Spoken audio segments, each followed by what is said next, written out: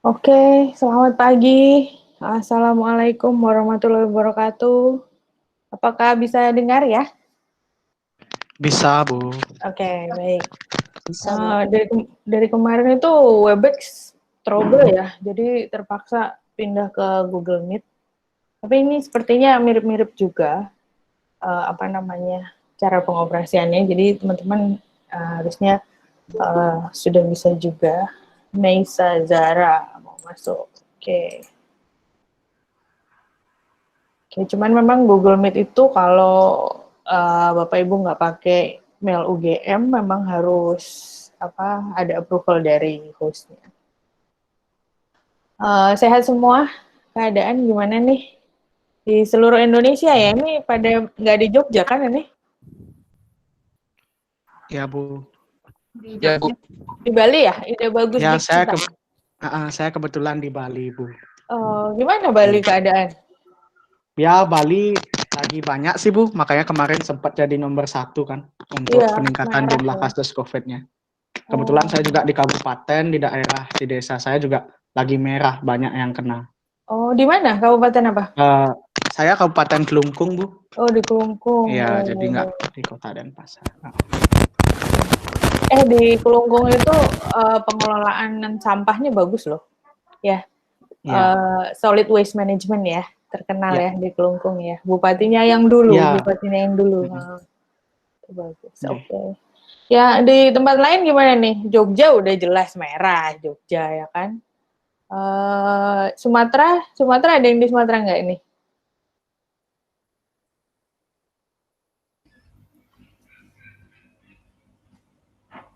Nggak ada ya? Nggak ada yang di Sumatera nih, teman-teman. Ada saya. Oh ya, siapa ini? Mbak Meisha? Iya, Gimana di Sumatera sebelah mana, Mbak? saya di Kepulauan Riau, Batam. Oh, di Kepri, deket dong sama saya. Terus keadaan gimana di Batam? Mulai merah. Oh, wah nggak bakal dibuka dong border. Iya, soalnya juga kemarin katanya nggak nerima orang Batam ke Singapura, Singapura juga nggak nerima Iya, juga.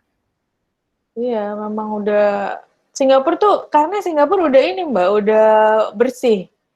Jadi community contagion di sini, penularan di dalam komunitas itu sudah nol, udah hampir 8 hari. Ya, memang masih ada COVID, penularan COVID, tapi di asrama.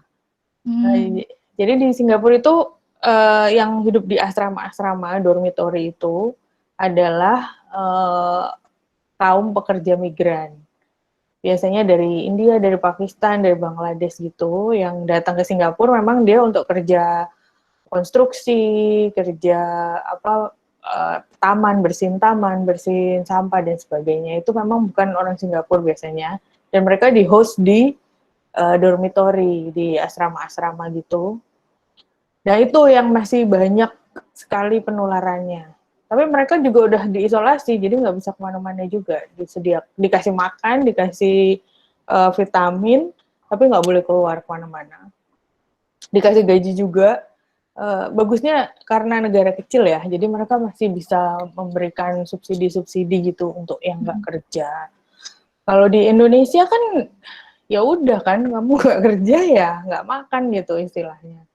Pemerintahnya mau ngasih uang juga nggak punya mungkin kan, udah habis buat yang lain-lain. Jadi ya dengan jumlah penduduk yang sangat besar ya di Indonesia, it's understandable, dan kemampuan ekonominya juga masih menengah kan, belum maju. Okay, I don't know why I can't say it. Oke, kita mulai ya. Jadi melanjutkan yang kemarin sama Mas Aidip itu, kita membicarakan tentang teori hukum dan hukum positif ya di dalam profesi dia sebagai hakim. Yang ini yang ingin saya tekankan bahwa teori hukum itu berbeda dengan hukum positif. Teori hukum merupakan perkembangan lebih lanjut dari ajaran hukum umum. Ya, atau disebut juga, ini ada yang mau masuk ya? Tuh, sebentar. Siapa yang mau masuk? Mbak Dika. Sorry, soalnya ininya ketutupan dia kalau saya share screen, saya nggak bisa masukin orang. Oke.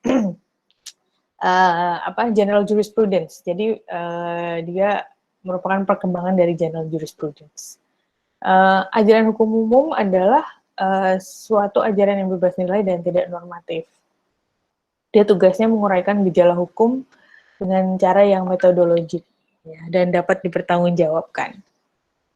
Dan dengan demikian dapat sampai pada kesimpulan yang secara faktual dapat diverifikasi dan didukung secara ilmiah.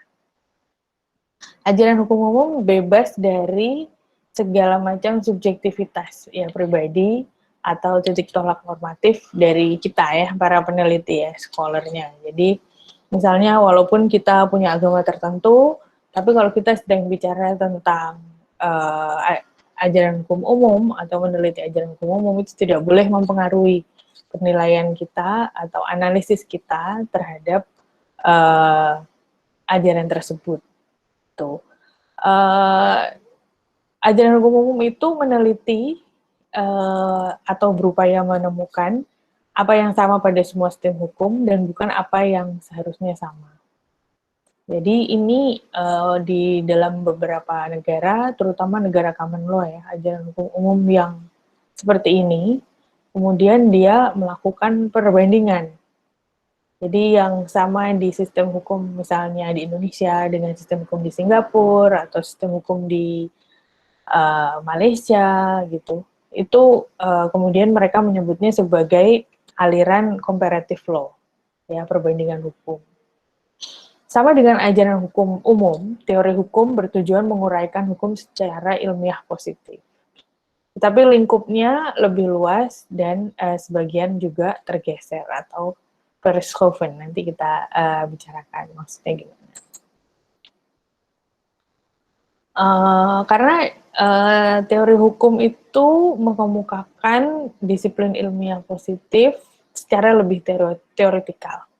Ya, daripada dogmatik hukum, lebih konkret dan lebih praktikal daripada filsafat hukum. Ya, ini saya listing beberapa ahli hukum yang menyatakan bahwa Austin misalnya, dia beranggapan filsafat hukum juga bisa dia filsafat hukum positif jadinya gitu.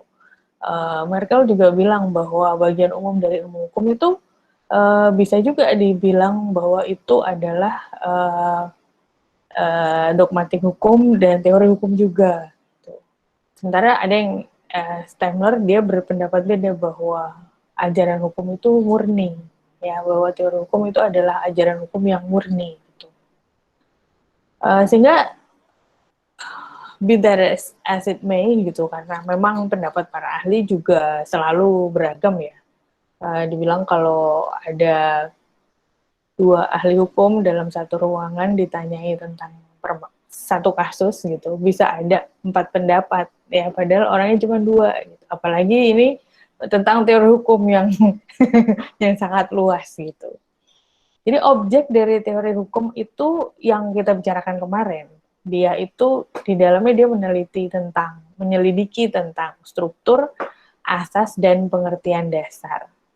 Ya, yang dapat ditemukan kembali di dalam hukum positif. Ini tidak dimaksudkan sebagai perenungan filosofikal seperti di dalam filsafat hukum, tetapi penelitian ilmiah tentang ciri-ciri khas dan hakiki dari hukum. Ya, jadi belum sampai ke tingkat filosofikal gitu. Ya, ini kita lihat ya, bahwa teman-teman udah tahu ya raison d'être ini apa ya. Ya ini alasan tertinggi ya terjadinya sesuatu ya, alasan dasar. Kemudian biasanya timbul yang namanya konflik kepentingan atau konflik of interest. Ya, ini kemudian timbul pertanyaan-pertanyaan ini ketika kita merenungkan konflik of interest, untuk apa dibuat peraturan, ya? Mengapa dibuat peraturan, ya kan? Sehingga kita semua mengharapkan adanya supremasi hukum. Ya, bahwa adanya rule of law, negara di atas hukum negara di atas segala kehidupan bernegara dan bermasyarakat. Negara dan masyarakat diperintah oleh hukum, bukan oleh manusia. Kemudian upaya paksa dilakukan oleh hukum dan due process of law. Due process of law itu payah nih kalau ada yang terlambat gini, saya jadi bingung nih ngurusin slide saya. Due process of law itu yang idealnya juga terjadi di seluruh negara gitu. Bahwa ada yang namanya equal treatment before the law dan equal protection of the law. Nah, sampai di sini ada pendapat nggak dari teman-teman? Apa sih misalnya rule of law aja gitu, bahwa hukum di atas segala kehidupan bernegara dan bermasyarakat, itu mudah nggak untuk dicapai? Kira-kira di Indonesia aja gitu, rule of law udah ada belum sih? Kira-kira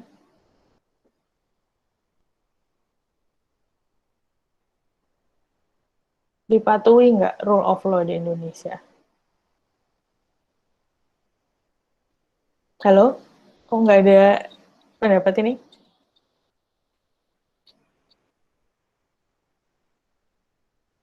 Halo, Ya, bisa Bu. dengar? Ya, Ya, Bu. Cabut ya. dengan Ya, Bu. Gimana? Kalau menurut teman-teman, Bapak dan Ibu sekalian, ada nggak rule of law di Indonesia? Ada, Bu. Ada, Bu. Ada. Buktinya apa? Peraturan undang-undang. Undang-undang. Iya. Dan itu berada di di atas segala kehidupan bernegara dan bermasyarakat. Pada praktiknya tidak, Bu. Kenapa tidak? Realitanya tidak. Karena memang mungkin banyak dipengaruhi karena kalau kita lihat konsepnya Friedman kan juga ada selain ada substansi dan struktur juga ada budaya hukum itu sendiri, budaya dari masyarakat. Kadang ketika hukum tersebut dibentuk oleh pembentuk undang-undang, legislator maupun eksekutif, ketika dia dilemparkan ke masyarakat, diterapkan ke masyarakat, kadang tidak bisa diterima seperti itu, Bu. Artinya mengikuti malah budaya masyarakat. Saya mungkin contohkan ketika misalkan ada aturan-aturan sederhana seperti penggunaan masker, kemudian juga pelarangan merokok saat berkendara. Ketika sebuah hukum itu dilemparkan ke masyarakat, masyarakat belum bisa artinya menaati itu. Sehingga kita memang menganut konsep rule of law, negara hukum, itu juga diatur oleh konstitusi, tapi pada praktiknya masih ada hal-hal yang belum terpenuhi sepenuhnya. Menurut saya seperti itu. Oke, karena memang konsep rule of law itu sangat ideal ya kan? Jadi mungkin baru di negara-negara yang sangat maju aja ini, bahkan di negara sangat maju pun pasti ada lubang-lubangnya lah gitu. Kalau saya boleh cerita, kemarin di Singapura itu sempat ada kasus viral tentang mungkin teman-teman juga baca ini di Indonesia ya, tentang TKW ya, dia ART di Singapura, namanya Mbak Parti Liani. Nah, Mbak Parti ini sudah kerja selama 9 tahun di rumah bos. Jadi seorang CEO Changi, bandaranya Singapura, di bawah grup Temasek. Jadi itu grup bisnis besar sekali di Singapura ya, termasuk pendiri negara ini gitu dulu ya. Nah, Anda bisa bayangkan ya, ini di satu sisi majikannya ini adalah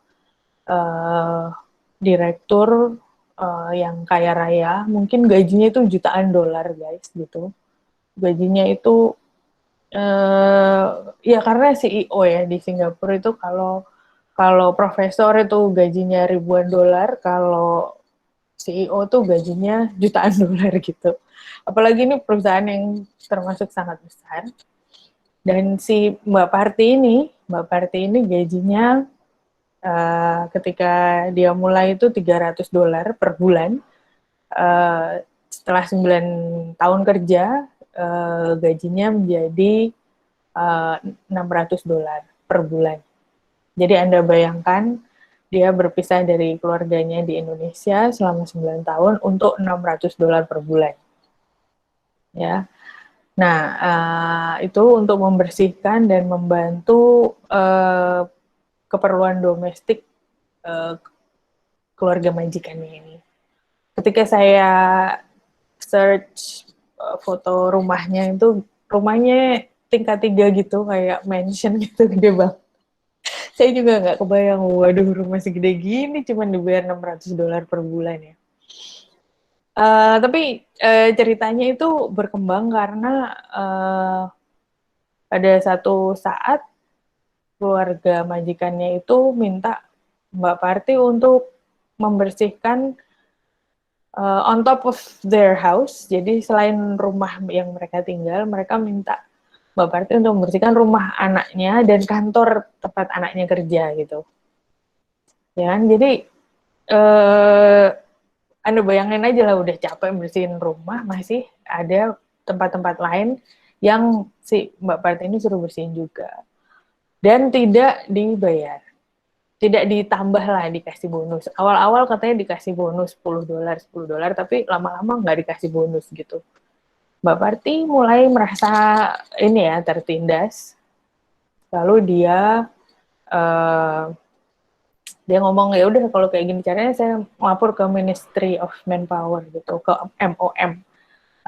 Kalau di Indonesia Kementerian Ketenagakerjaan ya.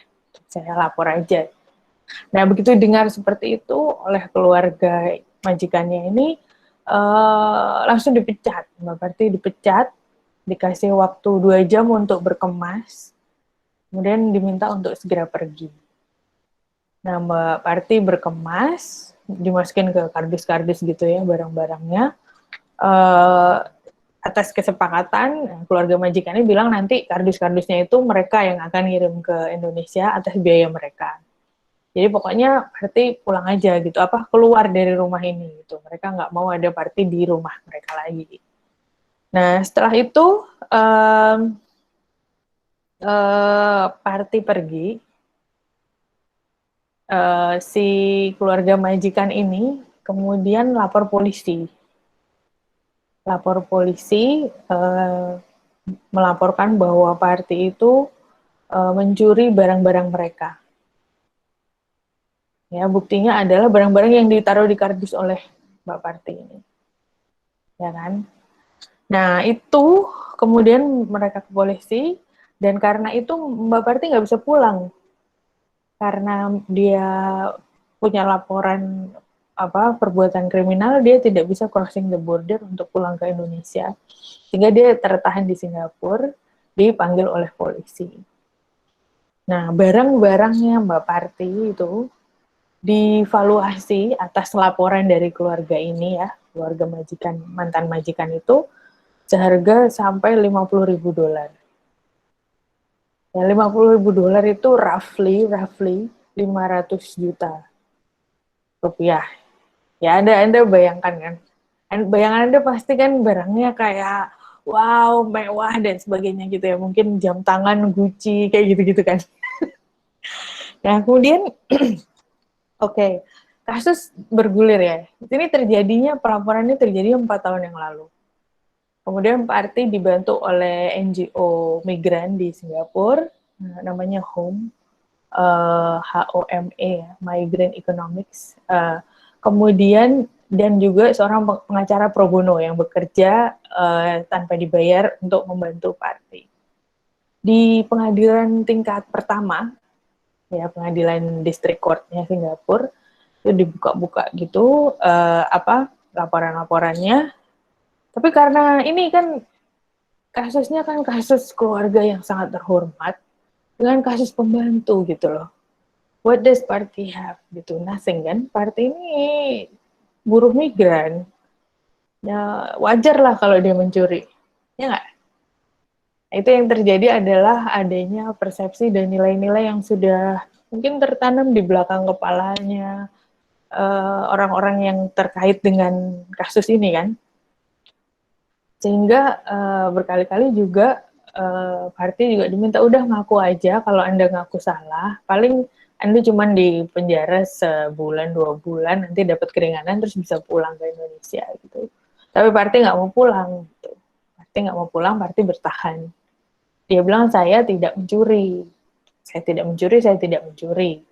Oke. Ketika kasusnya itu diputus parti bersalah oleh pengadilan tingkat pertama, parti tetap bertahan, dia mau banding. Dan itu difasilitasi oleh pengacaranya tadi, sama pengacara, dan dia diberi jaminan oleh NGO yang menampung parti, nggak apa-apa, parti nggak masuk penjara, tapi tinggal di tempatnya yang disediakan oleh si NGO ini, oleh Home ini. Nah, kemudian masuklah mereka 4 tahun kemudian, ya, masuklah mereka ke pengadilan tingkat tinggi, ya, pengadilan tingkat 2, High Court-nya Singapura.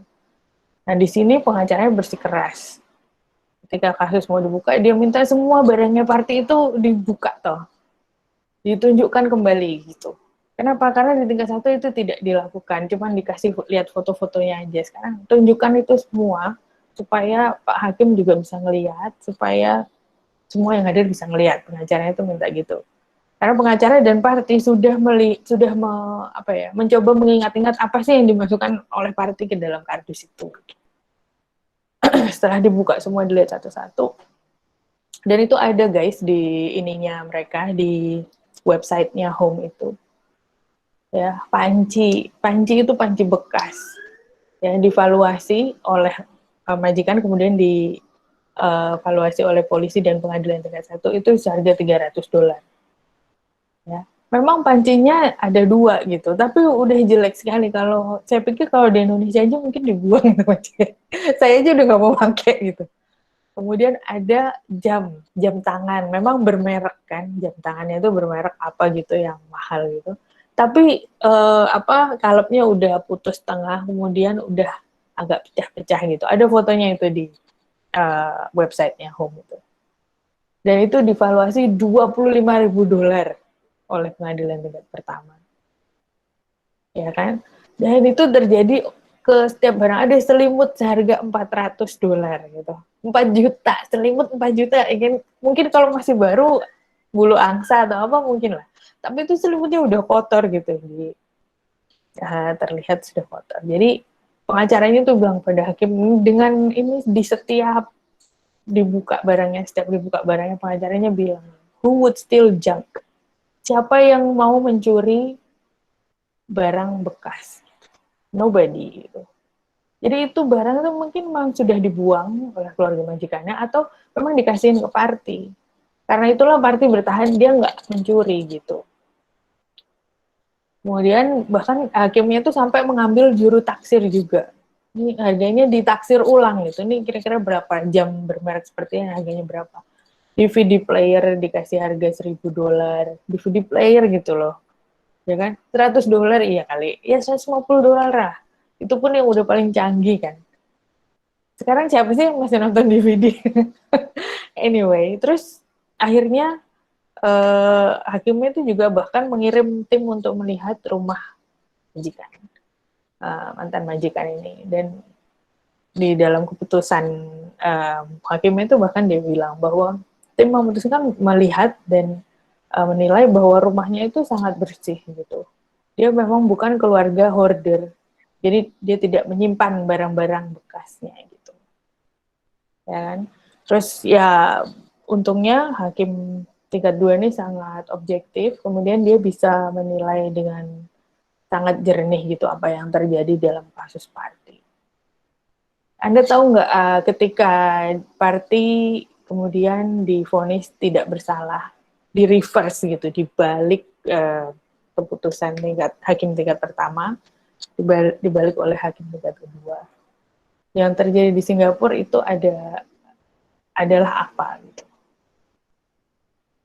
Kalau tadi kita bicara rule of law, kita bicara equality before the law, equal protection of law. Ya. Di sebuah negara maju seperti Singapura, Ya kan? Anda bisa melihat kan, pengadilan tingkat pertama itu penuh dengan apa? Rule of law. Rule of law, tapi benar apa enggak? Salah, Bu. Ya, kenapa salah?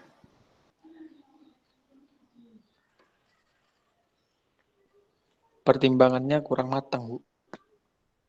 Kenapa pertimbangannya kurang matang? Ya, itu tadi.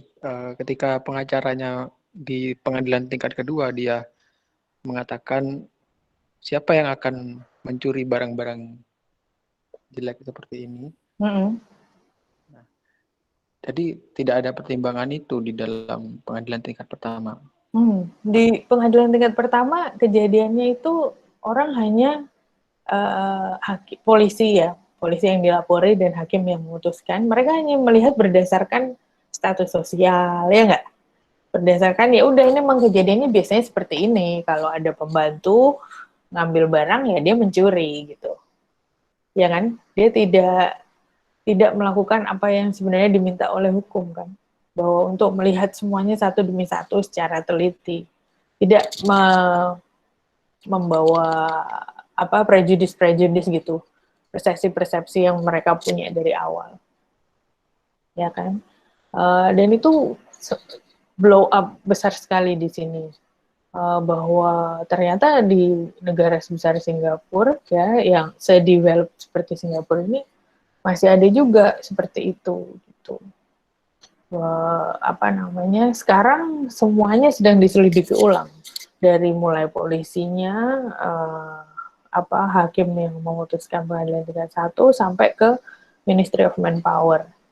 Di keluarganya itu ya pasti diselidiki ulang, karena memang kejadiannya ini ya seperti yang kita sering lihat di Indonesia kan, kalau kaum lemah ya udah dia akan lemah terus lah gitu. Untungnya ketahuan di pengadilan tingkat 2. Kalau di Indonesia seringnya nggak ketahuan, ya kan? Ya udah itu jalan gitu aja terus, banding kayak gitu lagi, banding lagi kayak gitu lagi, PK ya kayak gitu lagi. Gitu. Karena memang agak sulit untuk mencari pengacara yang luar biasa, dedikatif, kemudian hakim tinggi ya yang mau melihat kembali bukti-bukti ya kan, yang sudah diokekan oleh pengadilan tingkat di bawahnya. Nah, ini yang kita bicarakan di tingkat hukum positif dan law enforcement. Ya, bahwa kelihatannya kalau kita melihat di apa namanya, bagan seperti ini kayak sederhana gitu ya. Tapi begitu kita bicara hal yang terjadi sehari-hari itu bisa sangat rumit dan apa ya, konsekuensinya tuh sangat berat gitu. Ya, bayangkan untuk membersihkan nama kita sendiri aja ya, Mbak Parti itu membersihkan namanya dia butuh waktu 4 tahun, dia nggak bisa pulang, nggak bisa kemana-mana, nggak bisa kerja, ya kan, karena masih terbabit kasus itu. Ya ini katanya Mbak Parti udah mau pulang nih ceritanya dia, atau sudah pulang ya saya nggak tahu, tapi ada apa parties fund segala semua pada mengumpulkan uang untuk party. Kemudian Home juga NGO-nya yang membantu party juga sekarang bagus, dia dapat banyak fund untuk membantu buruh migran. Semoga di Indonesia juga bisa lah seperti itu. Ketika kita membicarakan tentang pihak yang marginal gitu, tetap ada yang mau membantu gitu loh. Karena memang hukum itu kadang-kadang tajam ke bawah dan tumpul ke atas. Ya kan, itu yang kita berusaha untuk tidak terjebak di apa namanya, keadaan yang seperti itu. Oke, sampai di sini ada komentar? Pertanyaan, komentar, Bapak Ibu? Oke, nggak ada ya? Alright, kita lanjut. Ini kita bicara tentang hukum positif. Ya kan, harusnya nih udah apa ya, apal mati lah gitu kalau orang Jakarta bilangnya ya.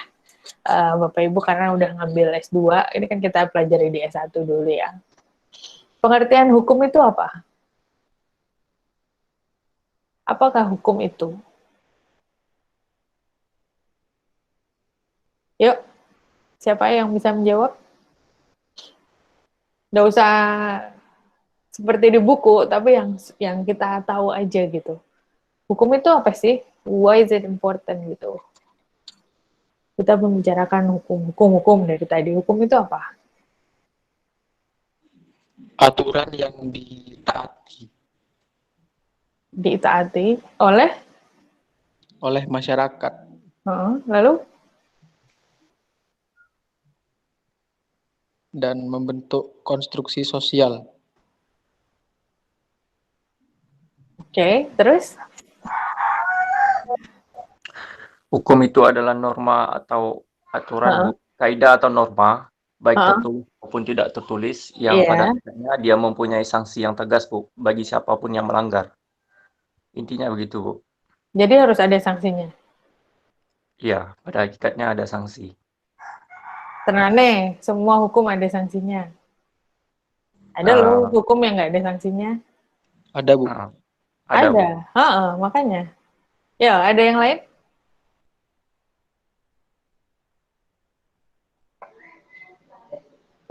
Apa hukum? Siapa yang buat hukum siapa? Penguasa, Bu. Penguasa. Masyarakat Dibuat untuk menciptakan keteraturan, ketertiban. Berisi perintah dan larangan. Terus? Dibuat oleh lembaga yang berdaulat atau diakui di dalam suatu negara. Oke. Terus dia biasanya bersifat memaksa dan mengatur. Biasanya, tapi ada juga yang tidak ya. Dia misalnya dia hukum administrasi gitu, dia tidak kadang-kadang tidak ada sanksinya, malah dia cuma layout karena dia mengatur, dia tidak memaksa. Oke, jadi hukum itu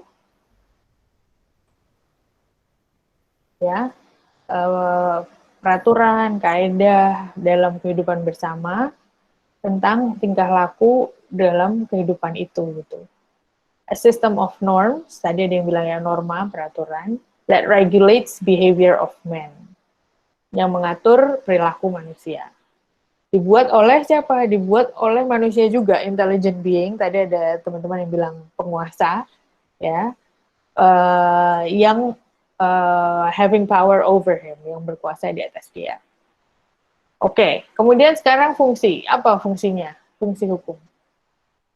Tadi udah ada yang sedikit menyentuh nih. Fungsi hukum adalah untuk melindungi kepentingan manusia, bisa juga sebagai alat untuk ketertiban dan keteraturan di dalam masyarakat, secara perlindungan bagi hak asasi manusia, sebagai alat perubahan sosial, kemudian sebagai sarana untuk menyelesaikan pertikaian yang ada di lingkungan sosial kemasyarakatan. Mungkin itu beberapa. Ada yang lain? Mewujudkan keadilan, ya, keadilan juga penting itu, ya, menjaga hak, mewujudkan keadilan, dan memelihara kepentingan umum. Oke, terus kalau tujuannya apa? Tujuan hukum.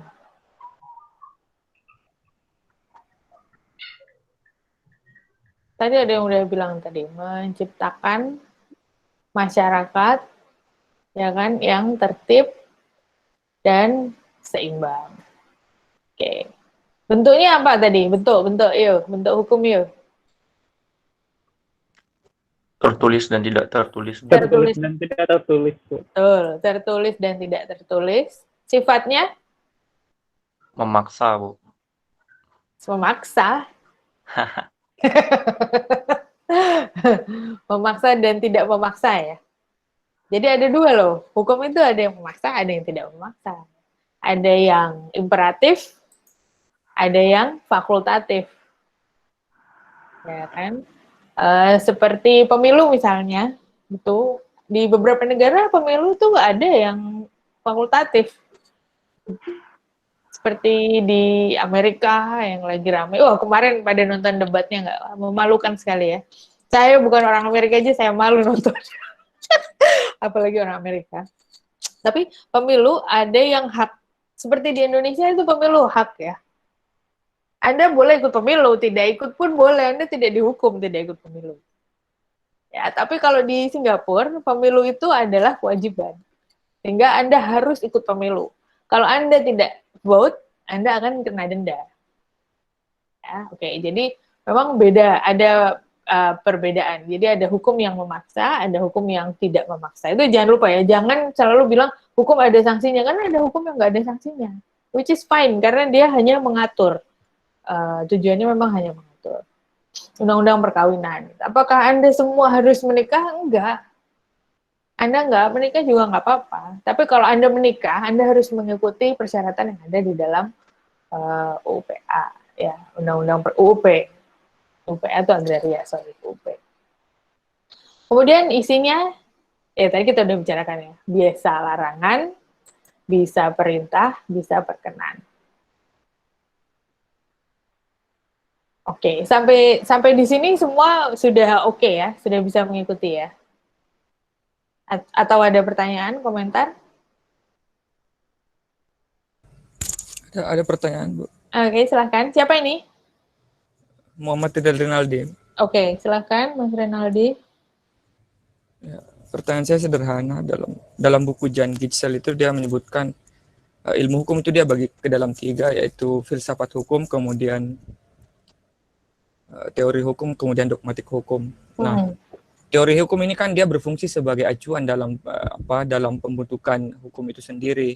Nah, pertanyaannya bagaimana kemudian sebagaimana kita ketahui seringkali hukum yang dibentuk itu jauh atau melenceng jauh dari teori hukum itu sendiri. Nah, itu seperti apa itu? Karena dalam negara pun tidak semisal di Indonesia kita tidak mencantumkan kita pakai teori hukum ini dalam membentuk suatu hukum. Nah, itu cuma bisa dirasakan ketika kita membaca undang-undang itu. Nah, itu gimana, Bu? Terima kasih.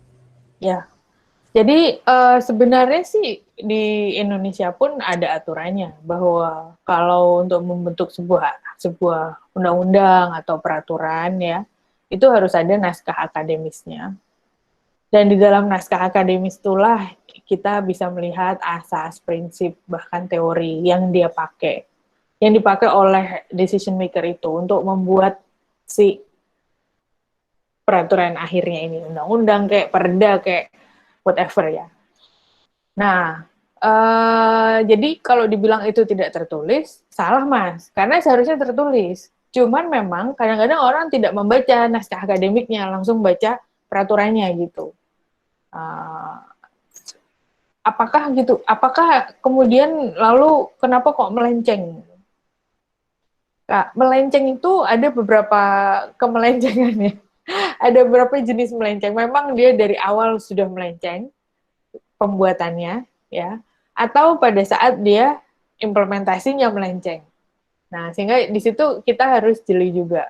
Kalau memang undang-undangnya itu salah atau melenceng, itu dia salah apanya? Apakah dari awal dia tidak memakai teori yang benar, tidak memakai asas yang benar, tidak memakai prinsip dan konsep yang benar di dalam pembuatannya, atau di dalam substansinya, jadi ada secara prosedural dia salah, secara substansi dia salah, atau dia memang salah di dalam penerapannya.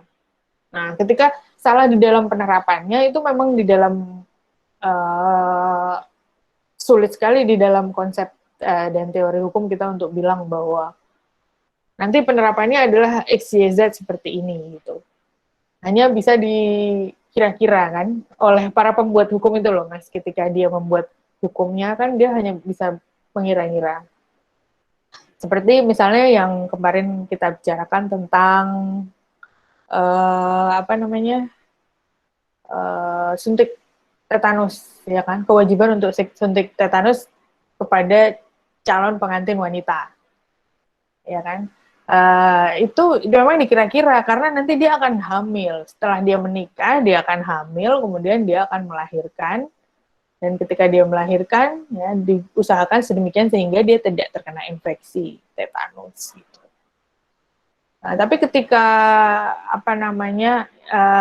implementasinya itu melenceng karena dia menikah tidak untuk punya anak gitu. Nah, itu agak sulit juga. Atau pada saat penerapannya, kenapa hukum tumpul ke atas?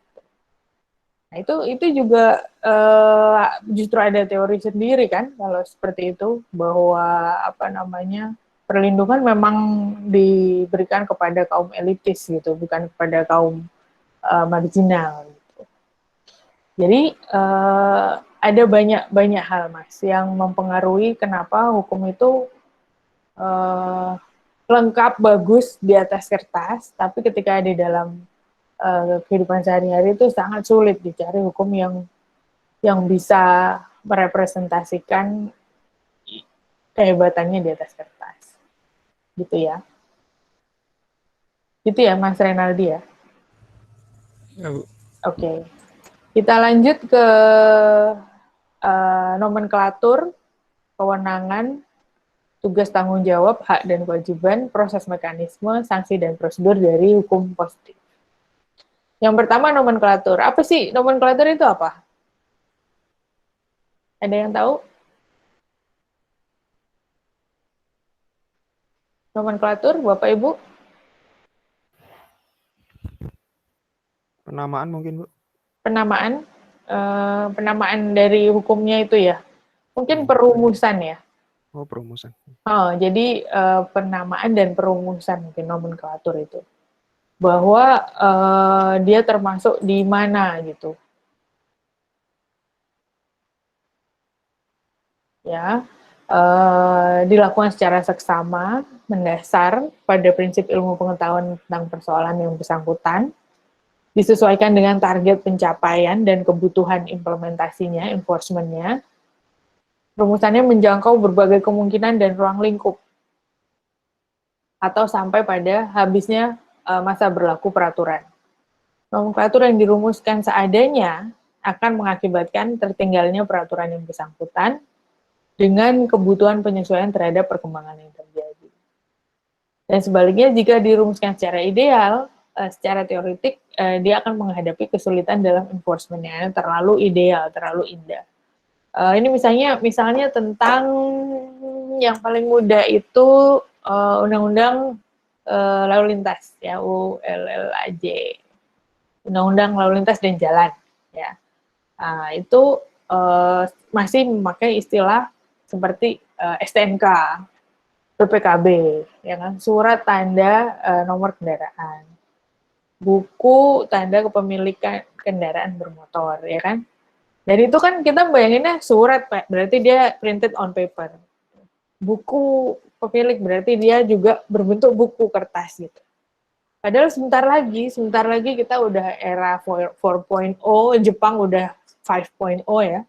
Itu semuanya akan berbentuk bisa berupa QR code, bisa berupa chip.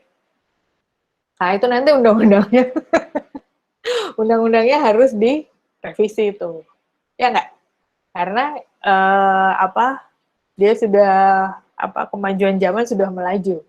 Jadi kita harus siap nanti, kira-kira kalau STNK bentuknya hanya berupa QR code, ya, di Thailand itu bentuknya udah QR code doang. Jadi kalau diperiksa STNK sama SIM gitu, dia cuma ngasih lihat HP, di situ ada QR code mereka masing-masing dan sudah tercatat secara nasional, ya. Hal-hal seperti itu kita harus siap nanti. Kira-kira mungkin di Indonesia masih 5 tahun lagi ya, 3, 5, 10 tahun lah. Jadi seperti itu. Oke, ini saya punya contoh yang lebih jelas nih, bisa dibaca di layar ya. Ini tentang karena saya dari hukum lingkungan internasional, saya ngambilnya tentang undang-undang lingkungan. Ini Undang-Undang 32 2009 tentang perlindungan dan pengelolaan lingkungan hidup. Bapak Ibu lihat di sini ya, lingkungan hidup adalah kesatuan ruang dengan semua benda, daya, keadaan, dan makhluk hidup, termasuk manusia dan perilakunya, yang mempengaruhi alam itu sendiri. kelangsungan peri kehidupan, dan kesejahteraan makhluk hidup lain. Itu definisi, ya kan? Definisi.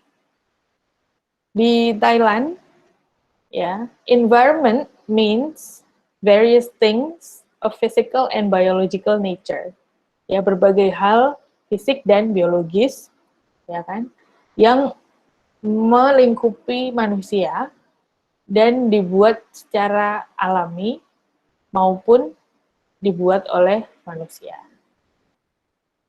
Ya, beda ya nomenklaturnya lingkungan di Indonesia dengan lingkungan di Thailand.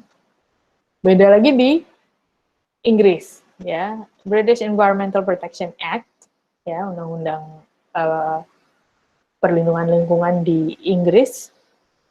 The environment consists of all or any of the following media. Ya, lingkungan terdiri dari hal-hal di bawah ini: air, water, and land, and the medium of air includes the air within buildings and the air within other natural or man-made structures above and below ground. Jadi kalau Bapak Ibu melihat 3 jenis nomenklatur yang mengatur hal yang sama, ya, mengatur hal lingkungan, ya, definisi lingkungan di berbagai negara ini, menurut Anda bagaimana? Mana yang cakupannya paling besar dari ketiga contoh ini?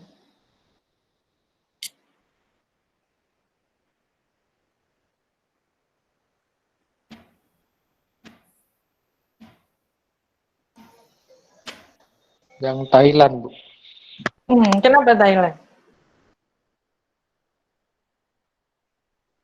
Karena meliputi fisik dan biological nature, human beings and surrounding human beings, ya, yang mengelilingi manusia, ya. Berarti tapi tidak termasuk manusianya, kan?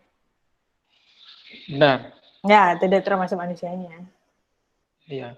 Ada Sedangkan yang di itu tadi dia terbatas pada air, land, medium, dan sepertinya itu sama halnya dengan apa yang ada di konstitusi kita, Bu. Tenang deh. Ada yang lain? Menurut saya undang-undang milik Indonesia, Bu. Ya, dia itu ini siapa ini? Ini siapa nih? Nggak ada namanya. Teberipat, Bu. Teberipat. Oke. Karena undang-undang di Indonesia itu mengatur seluruh yang ada di permukaan bumi, entah itu alamnya, manusianya, lalu keadaan yang alami yang berada di bumi itu. Jadi yang membuat undang-undang lingkungan Indonesia itu lebih mencakup lebih banyak, ya kan? Karena dia termasuk manusia dan perilakunya. Iya. Ya, jadi itu membuat undang-undang kita itu over achieving semuanya gitu. Semuanya mau dimasukin, termasuk benda, daya, keadaan, makhluk hidup. Di dalam makhluk hidup itu termasuk manusia dan perilaku manusia. Apakah dia membuat banyak polusi, apakah dia menghasilkan banyak sampah, itu termasuk di situ, ya kan? Sementara di Thailand, teman-teman bisa lihat dia hanya ngomongin tentang hal fisik dan biologis, hal-hal yang dibangun manusia maupun hal-hal yang alami, tapi tidak memasukkan kita manusianya. Apalagi yang Inggris, ya. Yang Inggris benar-benar bicara tentang air, tanah, udara, kemudian udara yang ada di antara building dan lainnya. Jadi memang sangat sangat khusus, ya, yang dibicarakan di masing-masing negara. Justru di Indonesia ini sangat general karena termasuk memasukkan manusia dan perilakunya. Ini akibatnya apa? Kira-kira?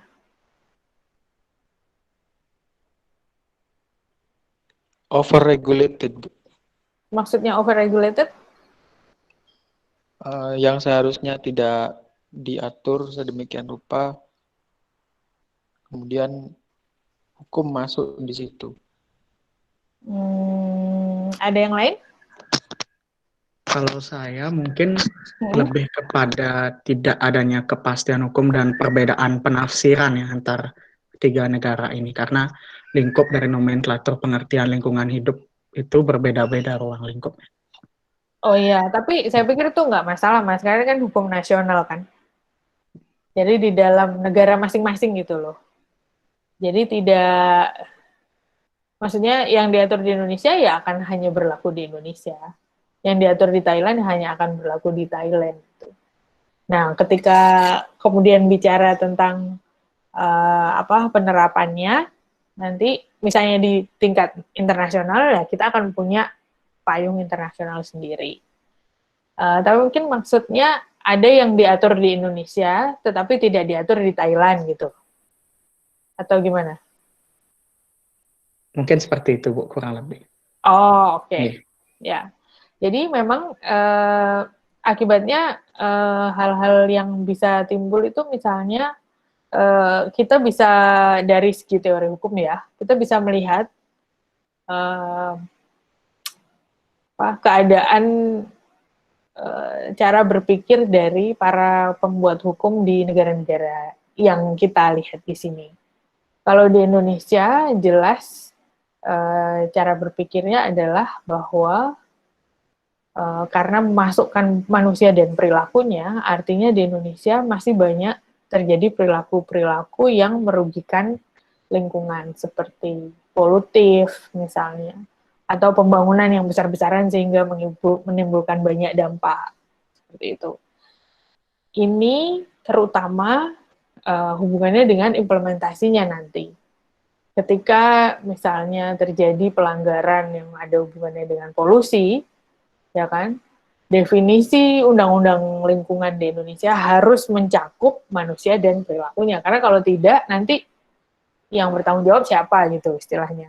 Untuk liability-nya gitu. Ya kan? Sementara misalnya di Inggris, mereka lebih melihat keadaan lingkungannya itu sendiri, keadaan udaranya, keadaan airnya, keadaan tanahnya itu seperti apa. Jadi yang dilindungi adalah keadaannya, keadaan lingkungan gitu.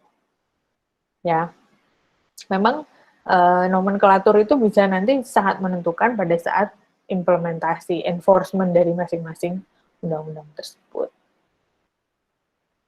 Oke, ya, sementara kalau di Thailand, ya kan, kalau di Thailand ini memang sangat generik, hanya dia tidak memasukkan manusia dan perilakunya. Jadi ini dia melindungi lingkungan, khusus lingkungan yang di luar manusia. Jadi mungkin undang-undangnya tidak dipakai nanti untuk menghukum secara pidana. Siapa yang mau dihukum karena tidak termasuk manusia gitu. Ya kan, memang mungkin hanya melindungi perlindungan lingkungan saja. Oke. Jadi di Indonesia kita sudah punya dua ya, tahun 82 dan 2009.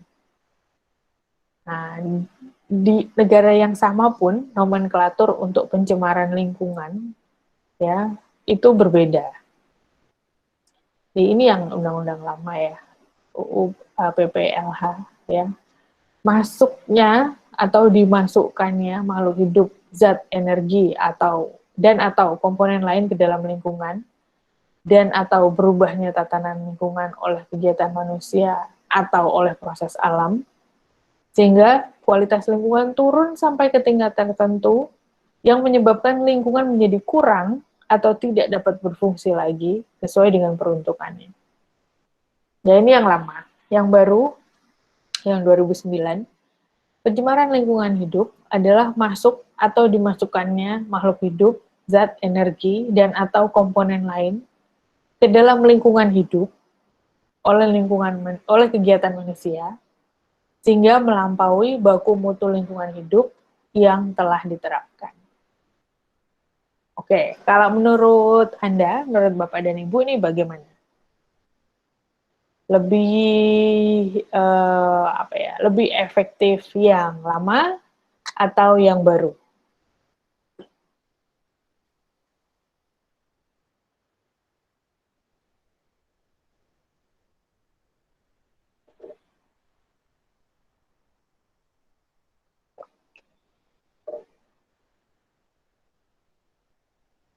Ya.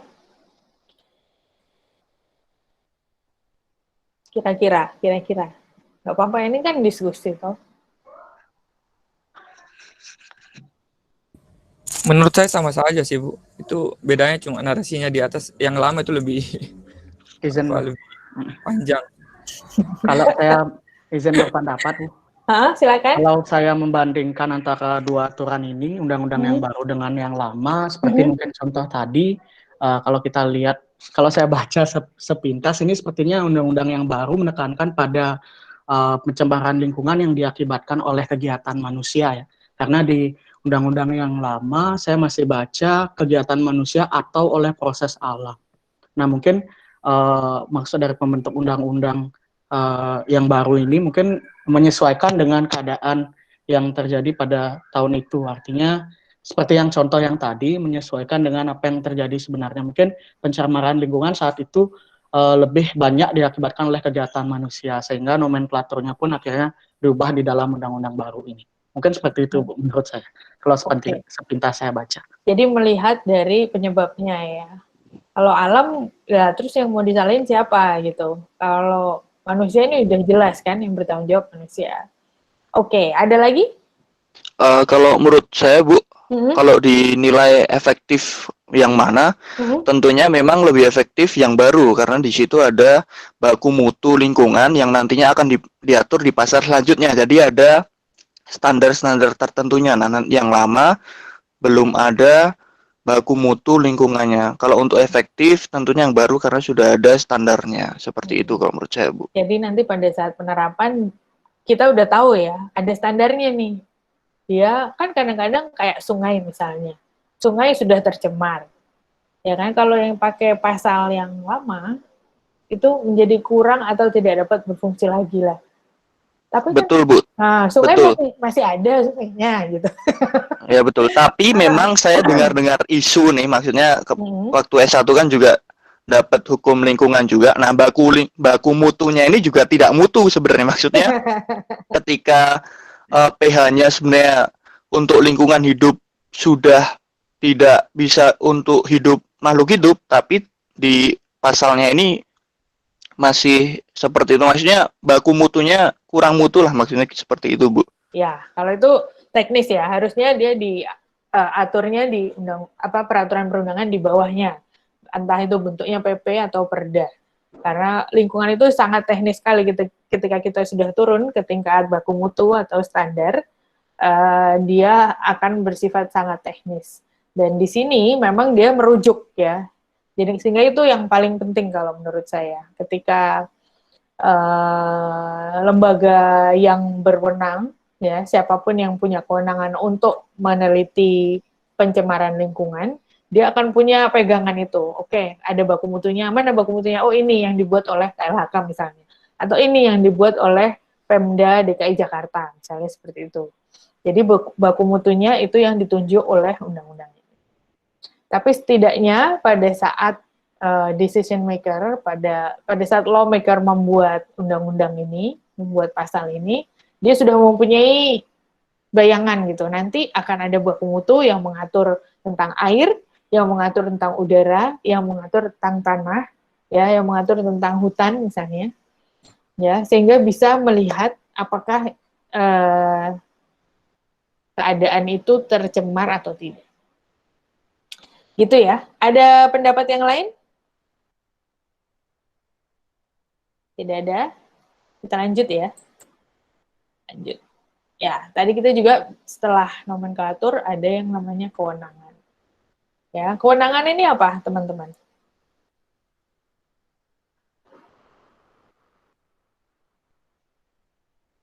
Kewenangan ini kan sering gitu, sebetulnya siapa itu badan yang berwenang gitu, dia yang punya kewenangan. Kewenangan ini ketika kita bicara hukum positif apa itu? Kewenangan itu hak untuk kuasa atas, untuk berkuasa atas sesuatu ya. Yeah. Ya, berkuasa atas sesuatu. Untuk menerapkan, mengimplementasikan dan mengenforce, ya, mengenforce hukum ya dalam hal ini. bisa juga dia untuk memerintahkan. Ya kan, itu kewenangan siapa? Oh, itu kewenangan dosen yang mengampu. Sehingga kalau Webex rusak, ya udah terpaksa kita ke Google Meet. Ya kan? The right and power, saya klik supaya keluar. Okay. The right and power of public officers, ya, untuk pejabat publik, to require obedience to their orders lawfully issued in the scope of their public duties. Jadi memaksa publik untuk menurut kepada apa yang mereka minta pada publik, ya. Tujuannya adalah untuk memenuhi pemenuhan tugas mereka. Misalnya para gubernur, misalnya Gubernur DKI Jakarta sekarang menerapkan PSBB. Ya, itu udah tugasnya dia, memang kewenangan dia, ya kan, untuk menetapkan itu. Walaupun teman-teman saya di Jakarta, karena PSBB di Jakarta, mereka tetap kumpul-kumpul, ya, arisan di Tangerang. Kadang-kadang orang Indonesia tuh ya, aduh susah ya diajak hidup sehat. Oke. Kemudian ada juga hak dan kewajiban. Ini untuk orang-orang hukum sudah jelas ya. Hak itu adalah kepentingan kita ya, yang dilindungi oleh hukum. Kemudian juga privilege ya, power, privilege, bisa juga bentuknya bisa berupa immunity yang dilindungi oleh Undang-Undang Dasar, dilindungi oleh hukum, oleh oleh negara itu. Sementara kewajiban itu obligation, ya, beban kontraktual, jadi harus dilakukan, ya kan, membutuhkan pemenuhan. Sementara hak itu kita minta dipenuhi, kalau kewajiban itu kita membutuhkan pemenuhan. Dan sanksi itu perbuatan atau suatu reaksi dari pihak lain atas suatu perbuatan. Ya, ini sering kita temui juga di dalam hukum positif, walaupun ada hukum yang memang tidak ada sanksinya. Oke, yang sering ketukar-tukar itu kalau hak dan kewajiban itu jarang ketukar ya, karena kita semua sudah tahu. Yang sering ketukar tuh ini, tugas dan tanggung jawab. Ya, apa bedanya tugas dan tanggung jawab coba?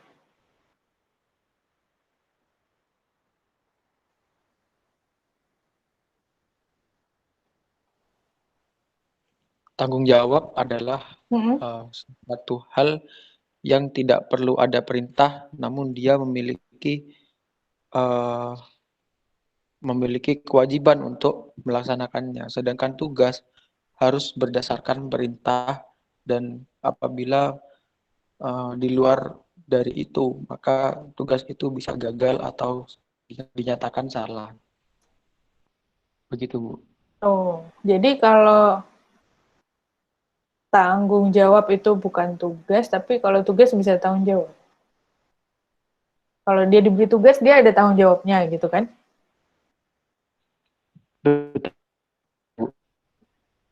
Sorry? Sedangkan apabila tanggung jawab ini lebih daripada tugas, maka apabila diberi tugas memang harus bertanggung jawab. Tapi ketika ada tanggung jawab, pasti tugas itu akan selesai gitu. Oh, oke. Lalu kalau pertanggungjawaban gimana? Kalau liability? Ya kita kalau di orang hukum kan kita, pertanggungjawabannya gimana nih? Pertanggungjawaban itu muncul ketika apa? Ketika ada kesalahan. Ketika tidak ada pemenuhan tanggung jawab ya. Itu kan tanggung jawabnya dia. Kenapa dia tidak lakukan? Pertanggungjawabannya mana gitu ya. Jadi liability itu sangat spesifik ya kalau kita bicara liability. Tugas itu lebih ke secara hukum dan secara moral ya. Kewajiban hukum dan kewajiban moral. Itu mungkin seperti tadi yang Mas siapa ya tadi ya? Mas Aprin tadi bilang dia diminta, jadi disuruh, diperintahkan oleh sesuatu, entah itu agama, entah itu institusi tempat dia bekerja gitu, atau memang itu dari panggilannya dia. Jadi menurut saya tugas saya sebagai ibu adalah ABCD gitu, bisa gitu. Sementara responsibility atau tanggung jawab itu ketika kita harus menjawab sebuah kewajiban. Ini termasuk judgment, skill, ability, and capacity. Gitu. Jadi pemenuhan kewajiban itu namanya tanggung jawab. Dan ketika tanggung jawab itu tidak kita penuhi, nah itu timbullah yang namanya liability, pertanggungjawaban. Ketika ada primary dan secondary ya, a liability for which a person is directly responsible, ketika itu adalah tanggung jawab dia secara langsung, dan bisa juga tanggung jawab dia secara sekunder, secara kontingen. Jadi karena sebenarnya itu tanggung jawab tim, tapi karena dia bagian dari tim sehingga dia juga bertanggung jawab. Ya, secara tidak langsung. Kemudian ada juga yang namanya proses mekanisme, series of action, motions, and occurrences atau kejadian, dan prosedur. Ya, prosedur itu proceeding when a legal right is enforced.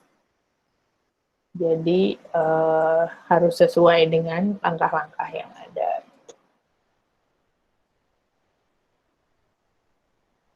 Ya, jadi law enforcement atau penerapan hukum ya, implementasi hukum merupakan kegiatan of putting something in this case law ya into effect. Jadi bagaimana supaya hukum itu berlaku ketika sudah diterapkan.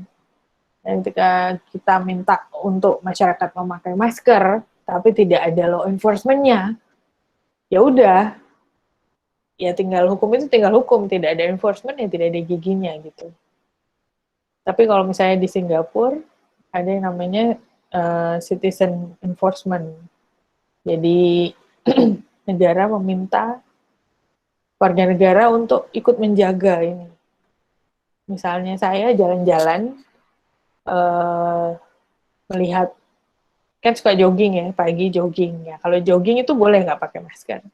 Tapi kalau hanya jalan-jalan saja, tanpa tujuan, jalan-jalan di taman gitu, nggak pakai masker, nah, ada yang motret saya, kemudian itu dikirim ke pemerintah, itu bisa langsung dikenali, oh ini namanya si Linda, ini tinggalnya di sini.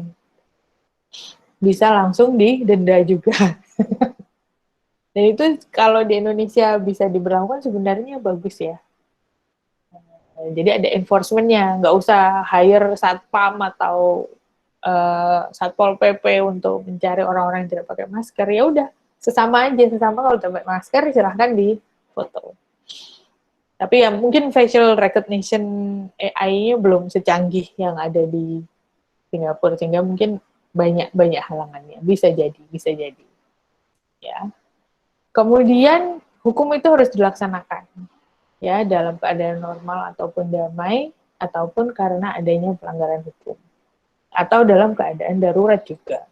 Ya, makanya ada hukum khusus, hukum keadaan darurat. 3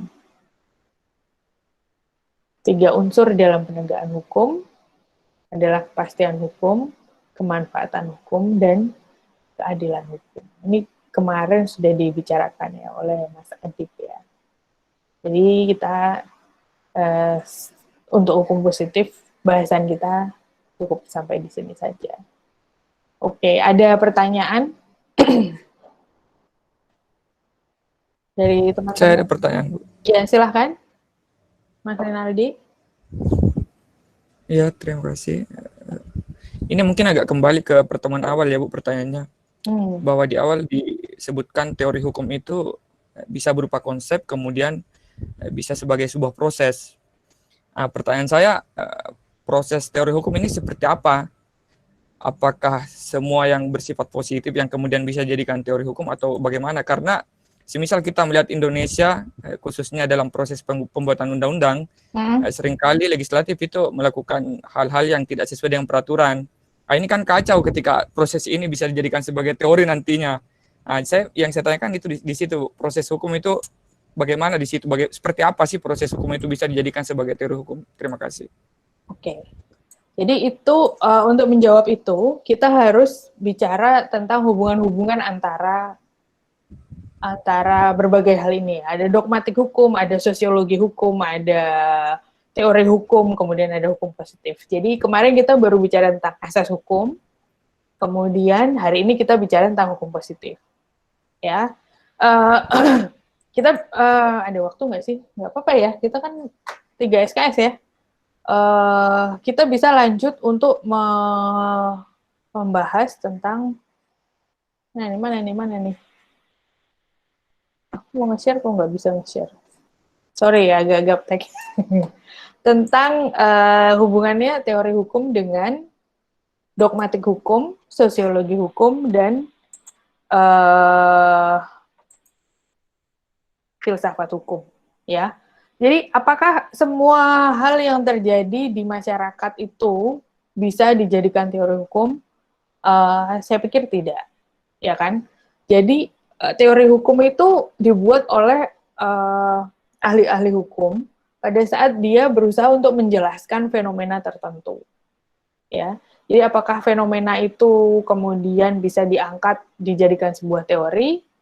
Ya, misalnya fenomena korupsi. Ya, misalnya nih, fenomena korupsi. Kemudian Lord Aston itu melihat, oke. Jadi korupsi itu terjadi ketika orang itu punya kuasa. Ya, semakin dia berkuasa, semakin kemungkinan dia untuk korupsi itu lebih tinggi. Ya, sehingga power tends to corrupt. Nah, ceritanya begitu. Ya. Tapi apakah kemudian semua hal itu bisa dijadikan teori hukum? Tentu saja tidak. Ya. Tentu saja fenomena yang dipilih adalah fenomena yang berkaitan dengan hukum. Apakah orang tidur kemudian ada teori hukumnya? Oh, tidak. Tapi kalau orang tidur dia lagi jaga gerbang kereta api ya, kayak Bu Retno cerita itu, ya mungkin bisa diambil di situ. Teori tentang pertanggungjawaban hukum, ya, teori tentang tugas, ya kan? Teori tentang liability itu bisa diterapkan di kejadian-kejadian seperti itu. Oke. Kemudian bentar, saya mau share. Halo. Oh, ini dia. Ya. Reset now. Entire screen.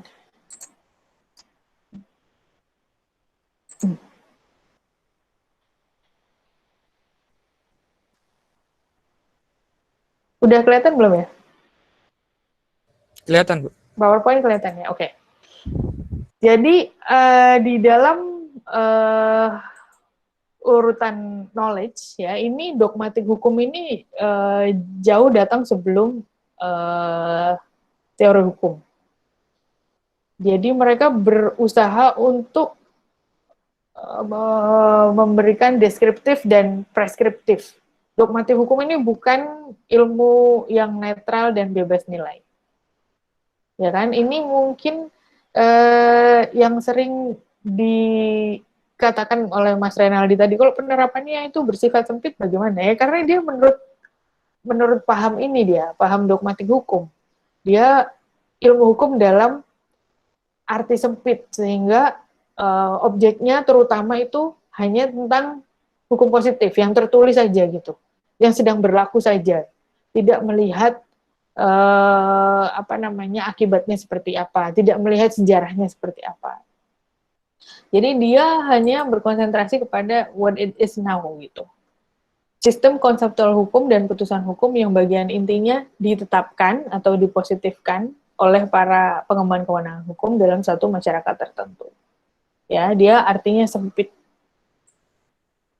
Nah, di antara keduanya tidak saling tumpang tindih karena dogmatik hukum mempelajari aturan hukum dari sudut pandang teknis, sementara teori hukum adalah refleksi terhadap teknik hukum.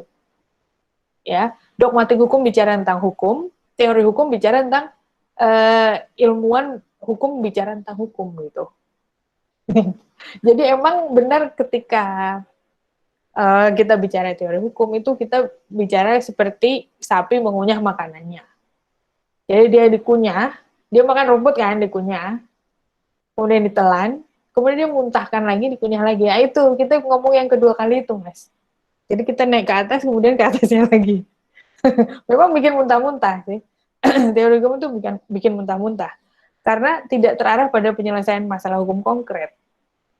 Ya, sebagaimana dogmatik hukum.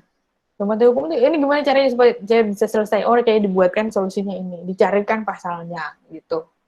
Sementara teori hukum tidak. Teori hukum itu lebih ke, oke, ini kejadiannya begini nih. Kejadiannya Indonesia meledak populasinya. Terus gimana caranya? Oh, itu kalau di dalam hukum ada yang namanya law for social engineering. Nah, itu teori hukum itu. Bagaimana hukum itu bisa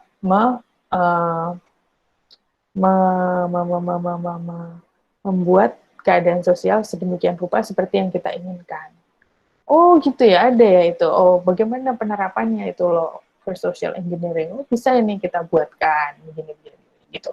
Jadi kita naik 2 level, baru kemudian kalau kita mau mencari jawabannya, baru kita turun ke dogmatik hukum, kemudian ke teori, kemudian ke ilmu hukum positifnya.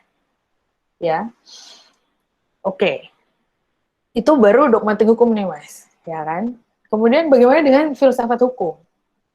Ya, filsafat hukum lebih abstrak, ya, lebih abstrak daripada dogmatik hukum. Karena dia berbicara tentang makna, landasan, struktur, dan lain-lain, ya, dan sejenisnya dari kenyataan. Mungkin dulu kalau yang ngambil S1 ada filsafat hukum, mungkin sudah bisa mengerti ya, bahwa ada dan tiada, bahwa ada itu asalnya dari tiada, ketiadaan itu juga berasal dari ada, gitu, ya kan? Kemudian ada yang namanya ontologi hukum di bawah filsafat hukum, ya, dia meneliti hakikat hukum, misalnya hakikat demokrasi, hakikat hubungan hukum dengan moral, ya kan? Landasan ontologis dari ilmu pengetahuan adalah analisis tentang objek dan materi dari ilmu pengetahuan. Objek materi ilmu pengetahuan adalah hal-hal atau benda-benda empiris. Ya. Sementara epistemologi hukum atau ajaran pengetahuan, dia bentuknya adalah metafilsafat. Landasan epistemologis dari ilmu pengetahuan adalah analisis tentang proses tersusunnya ilmu pengetahuan. Jadi bagaimana ilmu pengetahuan itu timbul. Ilmu pengetahuan disusun melalui proses yang disebut metode ilmiah. Ya, kalau kita di riset itu disebutnya ini adalah metodologi of research untuk mencapai ini, untuk mencapai metode ilmiah. Karena kalau kita hanya menulis saja, tidak ada metodologinya, risetnya seperti apa, itu nanti bentuknya bukan jadi suatu karya akademis, tapi berupa opini. Ya, dia bisa berupa propaganda, bisa berupa opini. Makanya ada teman-teman yang suka mungkin menulis di surat kabar gitu ya. Itu bukan proses akademis, tapi proses jurnalistik karena bentuknya opini. Dia tidak perlu riset yang tidak memakai nilai subjektivitas, itu tidak perlu. Karena memang bentuknya dia subjektif, tidak objektif gitu. Dan nggak apa-apa, memang metodenya berbeda gitu. Ya. Kemudian di bawah filsafat hukum ada juga yang namanya aksiologi hukum. Dia penentuan isi, nilai, ya, misalnya kelayakan, persamaan, keadilan, kebebasan, gitu. Di dalamnya adalah ini perbedaan antara baik dan buruk, ya, good or bad, benar dan salah, right and wrong, atau tentang cara dan tujuan, means and ends. Ya, ini tiba-tiba muncul kayak gini. Nah, kemudian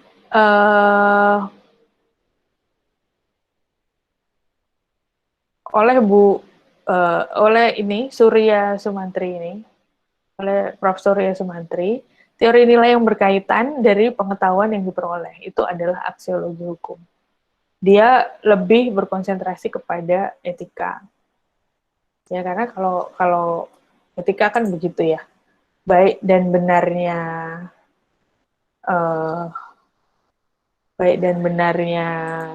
kita itu yang tahu itu kita gitu loh,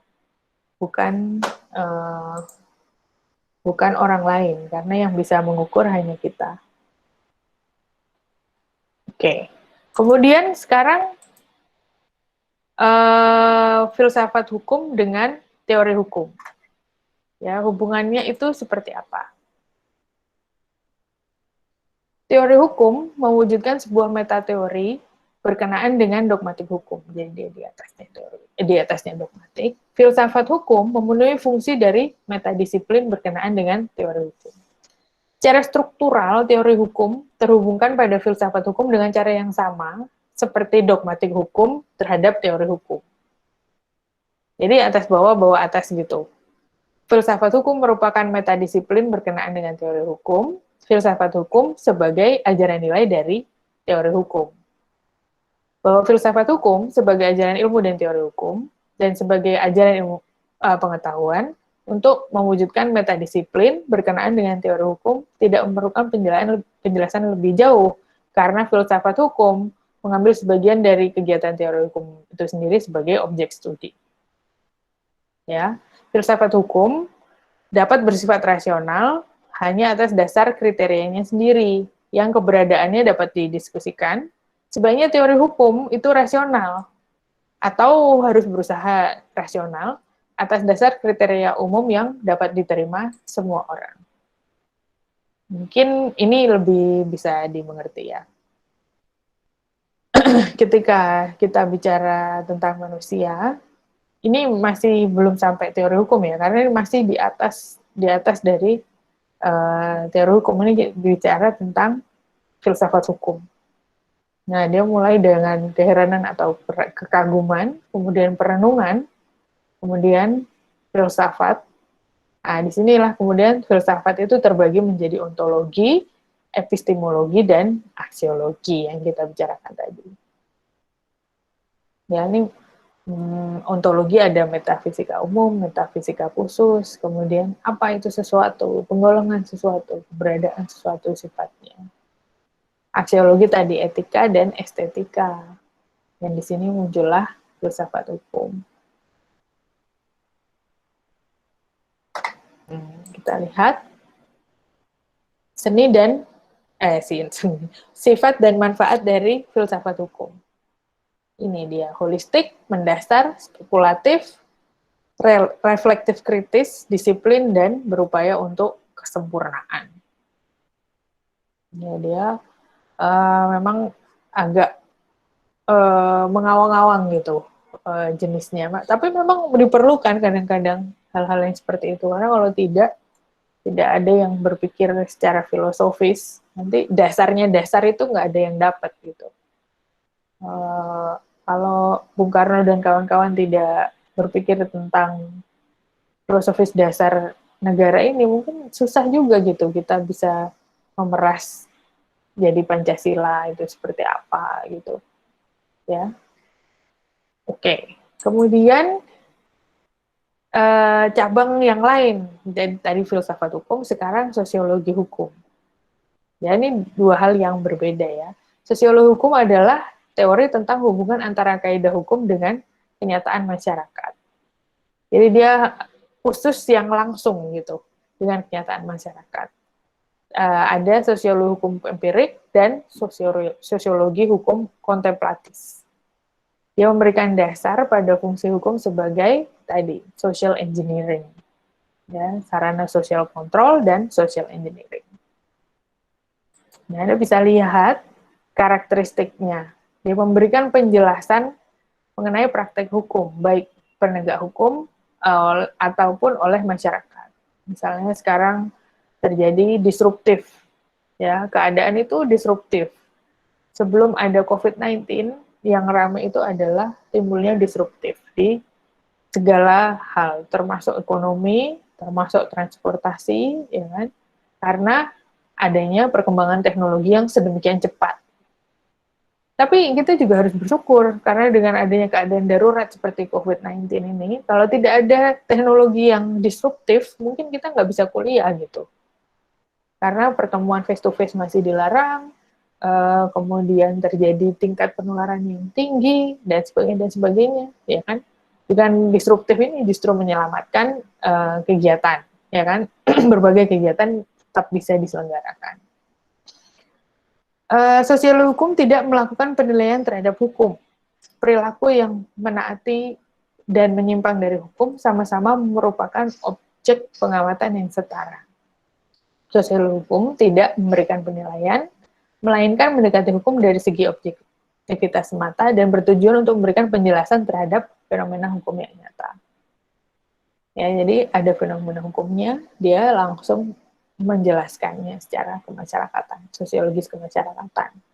Dia tidak bilang ini benar atau salah, karena yang benar dan yang salah itu sama-sama diteliti dan sama-sama dalam level yang sama. Nah, manfaatnya apa? Manfaatnya untuk memahami hukum dalam konteks sosialnya, implementasi hukum dalam masyarakat. Ya kan, melihat golongan masyarakat yang mempengaruhi hukum dan golongan masyarakat yang diuntungkan atau dirugikan dari berlakunya hukum. Dia mengetahui kesadaran hukum masyarakat yang dapat diukur dan mengetahui mentalitas dan perilaku penegak hukum. Nih. Nah, ini adalah hubungannya antara teori hukum dan ilmu-ilmu yang lain. Bahwa teori hukum itu bersifat interdisipliner. Ini menurut Jan Gisel dan Mark Van Hoek. Ya, teori hukum menggunakan hasil penelitian dari berbagai disiplin yang mempelajari hukum. Antropologi hukum, psikologi hukum, perbandingan hukum, sejarah hukum, dan lain-lain.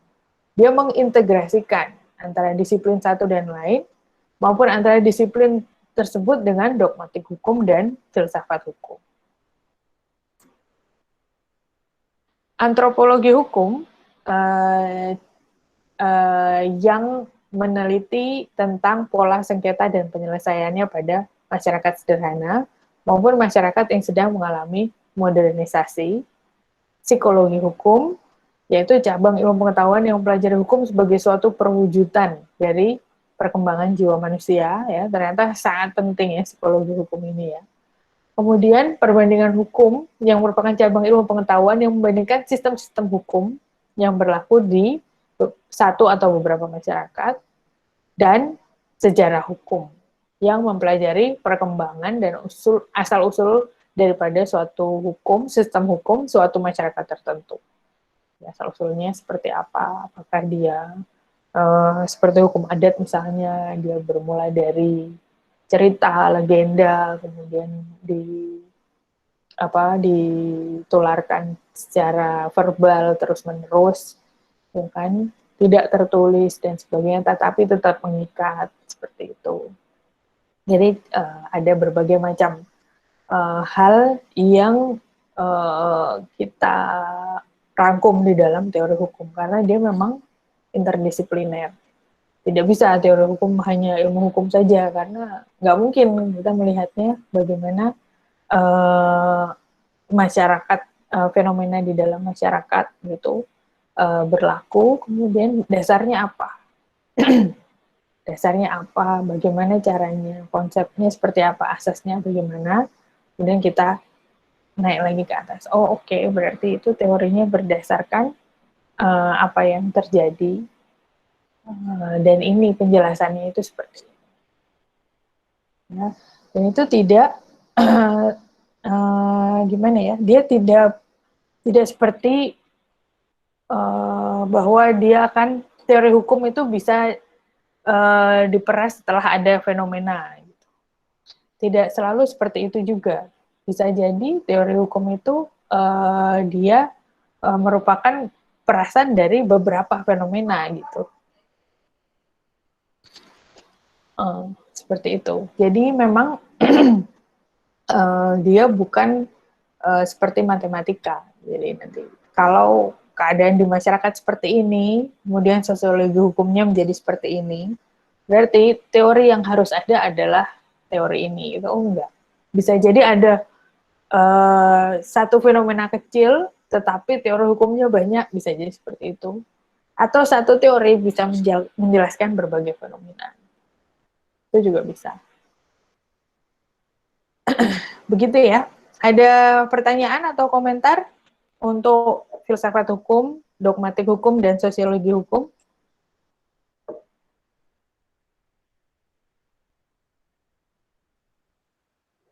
Izin bertanya, Bu. Oke, silakan.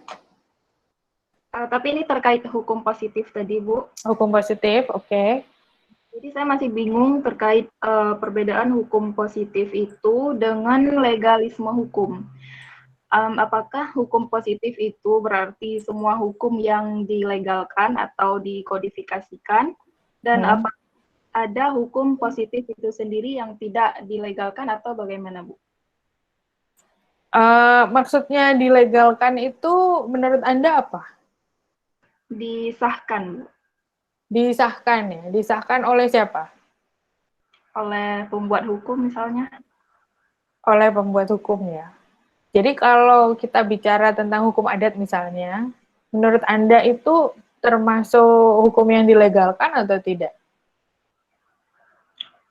Hukum adat, iya Bu. Hukum adat ya? Berarti hukum adat itu termasuk hukum positif ya? Iya. Oke. Jadi hukum adat, baik dia merupakan hukum positif, dan hukum nasional itu juga merupakan hukum positif. Itu adalah hukum yang berlaku saat ini di suatu tempat tertentu, ya. Karena kalau kita bicara hukum adat, dia tidak berlaku di seluruh Indonesia kan, dia hanya di lokal ya, tingkat lokal dia berlaku gitu. Tapi hukum nasional dia berlaku di seluruh Indonesia. Oke, sampai di situ bisa diterima ya Mbak ya? Bisa Bu. Oke, yang Anda tanyakan tadi apa bedanya tentang apa tadi hukum yang disahkan dan legalisme hukum. Maksudnya gimana? Hukum positif dengan legalisme hukum, Bu. Hukum positif dan legalisme hukum. Iya. Hukum positif adalah hukum yang berlaku di satu tempat untuk suatu waktu tertentu. Ya, dan diterima oleh masyarakat yang ada di situ. Sementara kalau kita bicara tentang legalisme hukum, itu hukum yang disahkan secara proses gitu. Bahwa itu sudah disahkan oleh misalnya pemerintah yang berlaku, itu oleh misalnya pengadilan. Ya. Jadi memang yang satu bicara tentang proses, bagaimana itu terjadi, dan yang satu bicara tentang fenomena yang ada. Hukum positif itu dia berupa hukum yang berlaku di satu saat di tempat tertentu, sementara yang satu bicara tentang keberlakuan proses hukum itu sendiri. Bisa diterima nggak Mbak? Ya bisa Bu.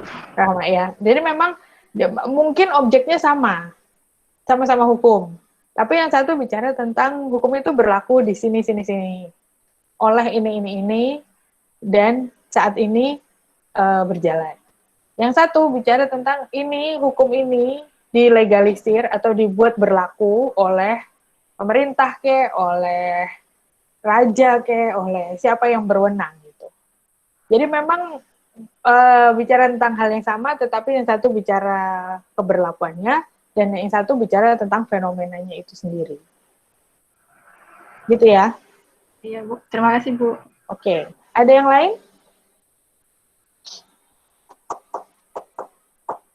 Oke, kita ini sudah 3 kali pertemuan ya, sudah 3 ya. Jadi masih ada 2 kali pertemuan lagi. Kita akan bicarakan tentang hubungan teori hukum dengan berbagai sistem hukum yang lain.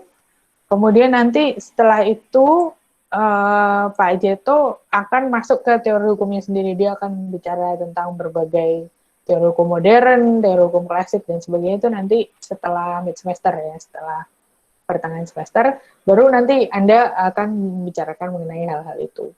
Sebelumnya memang kita muntah-muntah dulu di bagian saya, karena memang dasar-dasarnya dari sini, asas hukum, konsep hukum, itu kita bicarakan di sebelum mid semester. Oke, dengan itu kita selesaikan kelas kita. Udah habis nih suara saya, masih ada kuliah lagi.